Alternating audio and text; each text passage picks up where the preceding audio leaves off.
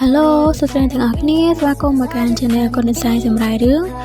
មុននឹងចូលដល់សាច់រឿង admin សូមសំណូមពរអ្នកទាំងអស់គ្នាចូលចុច like ចូល comment share ក៏ដូចជា subscribe admin ម្នាក់មួយផងណាដើម្បីទទួលបានរឿងថ្មីៗនៅពេលដែល admin ធ្វើការផុសពេលដែលកំពុងជិះជណ្ដើរយន្តឡើងទៅលើបន្ទប់សណ្ឋាគារMelly មានអារម្មណ៍ថាបេះដូងរបស់នាងដូចជាលោតញាប់ខុសពីធម្មតាហើយក៏គិតក្នុងចិត្តថាតើនេះជាស្ថានភាពអ្វីទៅ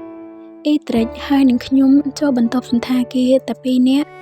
ស្រាប់តែពេលនោះទ្វារជណ្ដើរយន្តក៏បានបើកឡើងបង្ហាញនៅបន្ទប់ដ៏ស្រស់ស្អាតមួយ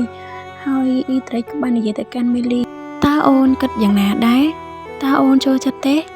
មេលីក៏ឆ្លើយតបថាចាស់វាស្អាតណាស់អ៊ីត្រិចបានយកដៃទៅវែកសក់នឹងករបស់មេលីដែលធ្វើឲ្យមេលីនោះមានអារម្មណ៍ថាអៀនជាខ្លាំងហើយក៏បាននិយាយឡើងថាអ៊ីត្រិចតើពួកយើងអាចទៅវិញបានហើយឬនៅបើមានមនុស្សមកឃើញពួកយើងគេច្បាស់ជាយល់ច្រឡំ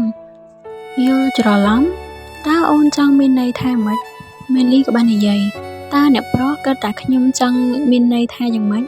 ពេលមនុស្សប្រុសនិងមនុស្សស្រីចូលមកក្នុងបន្ទប់តែមួយតែ2នាក់ទោះបីជាអ្នកប្រុសបានផ្ដាច់ពាក្យជាមួយអ្នកនាងរ៉ូសាលីនហើយក៏ដោយប៉ុន្តែអ្នកប្រុសក៏នឹងត្រូវរកនារីផ្សេងទៀតដើម្បីរៀបការដែរអ៊ីត្រិចក៏បានសួរថាតើជាបញ្ហាតែមួយនេះទេឬចាស់អ៊ីត្រិចក៏បាននិយាយបន្តតើវានឹងមិនអីទេបើមិនមានអ្នកយល់ច្រឡំមែនទេមេលីក៏និយាយតើអ្នកប្រុសមេលីបងស្ដាប់តាមការណែនាំរបស់អូនហើយក៏បានផ្ដាច់ពាក្យដូច្នេះបងគិតថាអូនត្រូវតែទទួលខុសត្រូវចំពោះបងមេលីក៏បាននិយាយថាអីគេមេលីតើអូនមិនចង់បានបងទេឬបងនឹងឈប់ប្រសិនបើអូនមិនចង់តើបងគួរតែឈប់ទេមេលីបានសម្លឹងមើលទៅកាន់អ៊ីត្រិចរួចគិតក្នុងចិត្តប្រសិនបើខ្ញុំបដិសេធគាត់នឹងគ្រាន់តែសើចហើយក៏ជូនខ្ញុំត្រឡប់ទៅផ្ទះវិញពួកយើងនឹងត្រឡប់ទៅជាមិត្តភក្តិល្អនឹងគ្នាវិញហើយចេញពីសណ្ឋាគារនេះរួចត្រឡប់ទៅភូមិគ្រឹះ Felton វិញដែលជាពិភពផ្សេងគ្នារបស់ពួកយើងតើខ្ញុំពិតជាអាចធ្វើបែបនេះបានឬតើខ្ញុំពិតជាអាចត្រឡប់ទៅស្ថានភាពមុនពេលដែលកើតរឿងនេះបានមែនឬធ្វើដូចមិនមានរឿងអ្វីកើតឡើងខ្ញុំដឹងច្បាស់ជាងអ្នកណាទាំងអស់ថាខ្ញុំមិនអាចត្រឡប់ក្រោយបានទេមេលីក៏និយាយឡើងថាទេកុំឈប់អី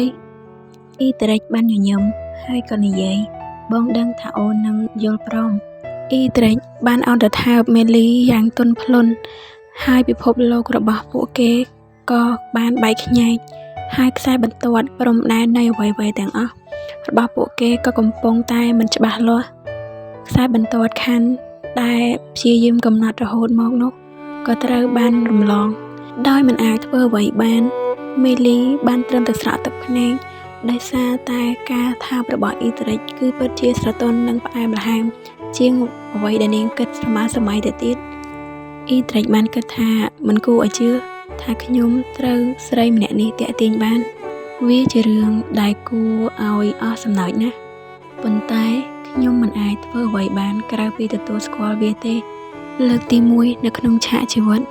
ដែលក្បាលរបស់ខ្ញុំក្តៅចង់ឆេះនៅក្នុងខួរក្បាលរបស់ខ្ញុំគិតឃើញតែរឿងមួយគត់គឺខ្ញុំត្រូវតែយកស្រីម្នាក់នេះឲ្យបានមិនថាទ្រព្យសម្បត្តិរូបរាងកាយការបន្លំឬក្តីអាណិតអ្វីក៏ដោយ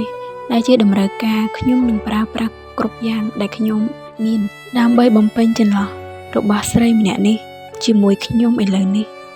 ហើយក៏និយាយទៅកាន់មេលីថាបងនឹងធ្វើឲ្យអូនក្លាយជាមេលី Felton ដូច្នេះនឹងមិនមានអ្នកណាហ៊ានមើលងាយអូនទៀតទេបងនឹងបំពាក់អូនជាមួយគ្រឿងអលង្ការដ៏ប្រណិតបំផុតហើយគ្របអូនជាមួយនឹងស្បែកដ៏សក្បុសមេលីអូននឹងក្លាយទៅជាលោកជំទាវនៃគ្រួសារ Felton នៅពេលដែលឮបែបនោះធ្វើឲ្យមេលីបានស្រក់ទឹកភ្នែកហើយគិតក្នុងចិត្តថាខ្ញុំជាលោកជំទាវឯងប្រពន្ធរបស់អ៊ីត្រិចវាមិនអាចទៅរួចទេព្រះអង្គម្ចាស់ដ៏ក្រអឺតក្រទមនិងមានចរិតមិនសមរម្យនោះនឹងមិនអាចទទួលយកអ្នកសុំទានដូចជាខ្ញុំជាប្រពន្ធរបស់គាត់ឡើយយ៉ាងណាក៏ដោយនេះអាចជាអ្វីដែលអ៊ីត្រិចធ្វើទៅដោយមិនបានដឹងខ្លួនប្រសិនបើខ្ញុំបិទភ្នែករូបភាពទាំងនេះនឹងរលាយបាត់ទៅវាគ្រាន់តែជា យប់នៃការស្រមើស្រមៃប៉ុណ្ណោះទោះបីជាដឹងថាខ្ញុំអាចនឹងត្រូវដុតទាស់តែស្លាប់ដោយសារកម្ដៅមួយនេះខ្ញុំក៏នៅតែហើរចូលទៅរកភ្លើងដ៏ក្ដៅនោះទៀត Melly Wood ឯងគឺជាមនុស្សល្ងង់បន្ទាប់មកមេលីនិងអ៊ីត្រេចបានចំណាយពេលជាមួយគ្នាពេញមួយយប់នៅពេលនោះទៅហើយសាច់រឿងរបស់យើងក៏សូមស្លេះត្រឹមនឹងអរគុណអ្នកទាំងអស់គ្នាសម្រាប់ការតាមដានហើយadminក៏សូមអរគុណនិងជម្រាបលាជួបគ្នានៅវីដេអូក្រោយទៀតបាយបាយ